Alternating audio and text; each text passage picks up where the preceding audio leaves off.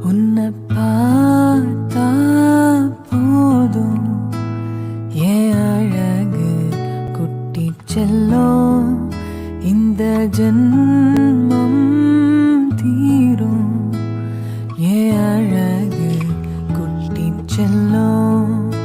இறைவன் அவன் உருவம் எது நான் காண்கிறேன்